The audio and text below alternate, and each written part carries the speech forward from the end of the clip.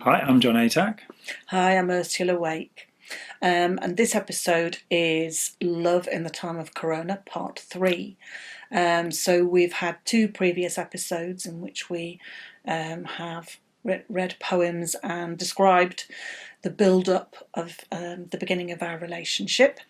And this episode is nearly 2 months, almost exactly 2 months after we first became aware of each other. So it was a month before we actually met in real life. And because of the lockdown and love in the time of Corona, there was no physical contact. So during the course of this episode, there will be physical contact described in poems. Don't worry, you don't have to watch it. So this is the build-up to physical contact. Yes, After we and it becomes dismissed very the obvious. Spanish matron with the black mantilla Yes, that's right. who followed us around everywhere until then. So I'm going to read the first poem. It's called Break This Fast. And this is, we've each got a poem to read about a particular walk we went on, socially distanced, down by the river without a chaperone, but we were still very good. We were good. But these were my thoughts afterwards. Break this fast. Meet me next time where we sat, and the flat grass on the bank that I watched seemed made for us to break this fast. Meet me next time where we sat, and the river, broad and clear, sky-filled, moved both glassy and eddying. Meet me next time where we sat, with more butterflies than passers-by, and the air was filled and eddying. Meet me next time where we sat, in the dusk on the flat grass, wordless with the air and butterflies. Meet me next time where we sat, physical beings in the wordless dusk, and break this fast on the cool flat grass. Meet me next time where we sat, eddying wordless beauty, just naked bodies breaking this fast. Meet me next time where we sat, wordless water, naked sky-filled beings, dusk, air, clear, bank, cool, grass, just meet me where we sat on the cool flat grass. It's lovely, I like that. I'm not used to being the subject of poetry. On the same day, I wrote this, which was the 12th of July, 2020, for anyone who's keeping notes. You're an unexpected gift, a bright blue sky with the perfect hint of cloud, a day away from all the troubles of the world. You are peace, release, the promise of wonder and ecstasy. The bees in the Hebe hedge collecting nectar from the white plumes ran those silk plumes between our fingers, responding in accord, stood under grand beeches, gazed up through maple leaves, stepped carefully through red mud to the roaring weir, where we leaned on the rail, a careful metre apart, and talked. Staring over the sunlit river, I made my usual statement about instinct and intuition. Listen carefully to your heart and then reflect. Join feelings to facts, because I know I've often enough been wrong in my first impressions, and often reasoned away what should have been heard, and you listened to my world-saving fervour. There was only sunlight and you, only sunlight and desire, and I sensed how tight your grip has been to navigate the years, and I insisted that quiz-freak cleverness is trivial next to the poetic intelligence you embody. And I have never wanted to kiss anyone so much, will never want to kiss anyone so much. And here we are, sharing love of the world and each other, my heart soaring, my loins stirring. Another almost perfect day, absent only that one loving kiss. So we were both very, very aware on that day, more aware than hitherto, that we were missing physical contact. Yeah. And both of us have said since that time that uniquely for each of us, we realised we'd fallen in love before we'd ever touched each other. Yes. And that, certainly for me, that's never happened. No. You say that's, and I guess it's quite an unusual situation. Or in 2020, it would have become less of an unusual situation. But yeah. Yeah, Dante fell in love with Beatrice seeing her from afar. But he was, 6 years old and she was 9 or something like that. Very strange man. We'll be coming on to him in another episode. We will. This next poem I'm going to read is written about half an hour after we first kissed. It's called Don't Nudge Me. Must look strange, me stood so still in the centre of the room for no clear reason. I don't want to move or speak or pick up a thing to tidy or engage in.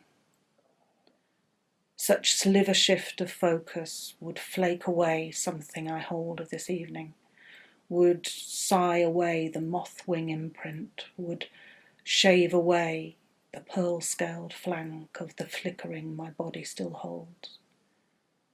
And I want to keep it exactly as it is. The poem before was about the Saturday that we'd gone for a walk, a sunny walk by the river. And you sent me an email to meet on the Tuesday.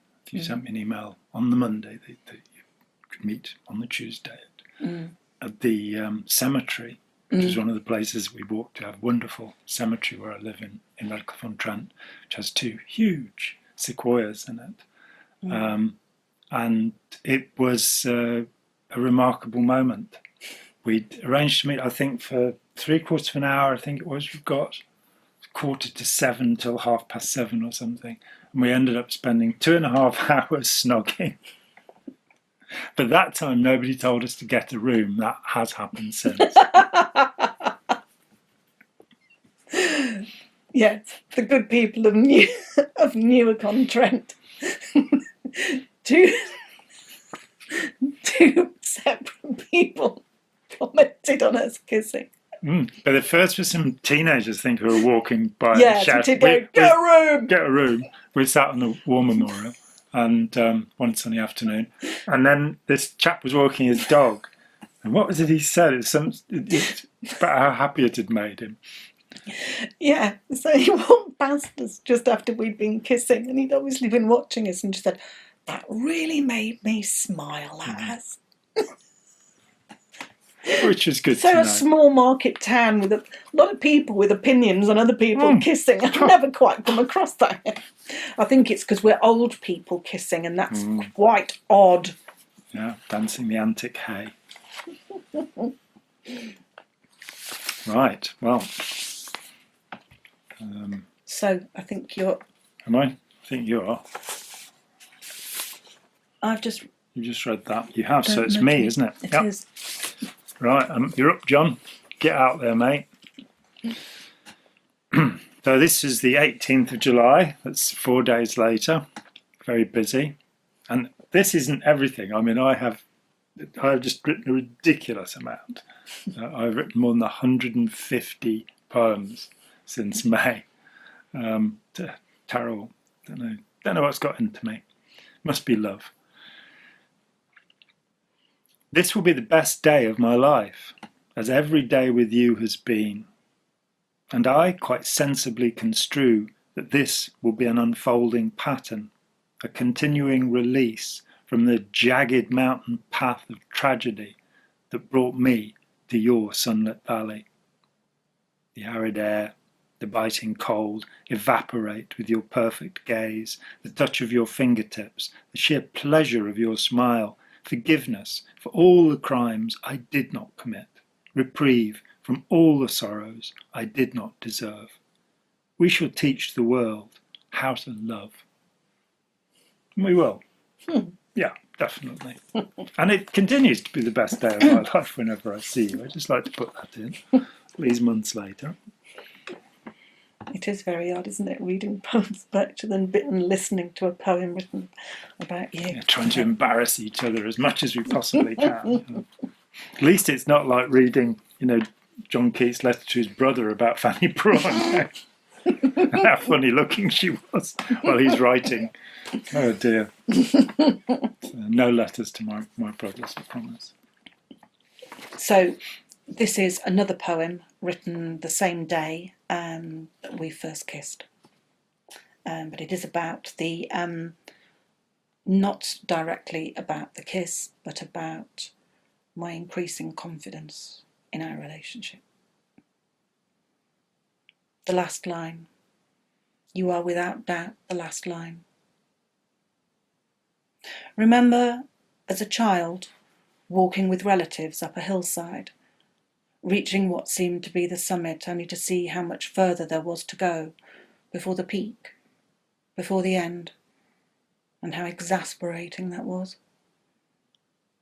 I will remember always this evening, when, having reached the end of one stretch, I saw how much further we could go, and how the peak, the zenith, is invisible, impossible to imagine, because I caught a glimpse this evening of the vastness of the landscape we make together. How it seems to be a place to bear a lifetime of exploring without running dry, without frustrating ourselves at a too near boundary. The landscape we have found each other in, the same but smaller landscape we have both inhabited for decades, in ignorance of each other. And now here we are, explorers of oceans and coastlines and hinterlands that only we can reach and only we can measure. Off chart with you, my best companion. Splendid. And so, yes, still within a few days of that first 2.5 hour kiss.